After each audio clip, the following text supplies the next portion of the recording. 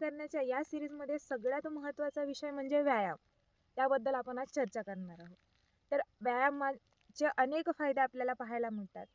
संहितेत सांगितलेलं आहे, लाघव कर्म सामर्थ्यम दीप्तो अग्निमेध चक्षयम विभक्त घनगात्रत्व व्यायामात उपचायते. म्हणजे व्यायामामुळे शरीराला लघुता येते, अग्नीचं दीपन होते आणि विभक्त घनगात्रत्व म्हणजे शरीराला योग्य तो आकार आपल्याला मिळतो. आता व्यायाम करायचा कधी, कसा, केव्हा? तर व्यायाम आपल्याला करायचा आहे, त्याची योग्य वेळ आहे ती म्हणजे सूर्योदयाची.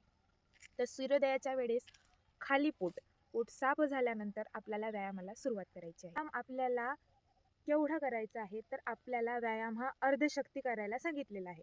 तर अर्धशक्ती म्हणजे काय, तर जेव्हा आपला श्वास भरून येऊ लागला आणि घाम सुटू लागला तेव्हा आपल्याला व्यायाम बंद करायचा आहे. व्यायाम हा शिशिर, हेमंत याच ऋतूत करायला सांगितलेला आहे. ग्रीष्म ऋतूमध्ये आपल्याला व्यायाम जो आहे तो कमी प्रमाणात करायचा आहे किंवा फक्त तुम्ही वॉकिंग एवढा सुद्धा व्यायाम जरी केला तरी तो सफिशियंट राहतो. ते अनेक प्रकार आहेत, आसनांचे अनेक प्रकार आहेत. त्यातला माझ्यासाठी कोणता योग्य व्यायाम आहे आणि मी कुठलं आसन करायचं हा प्रश्न असतो.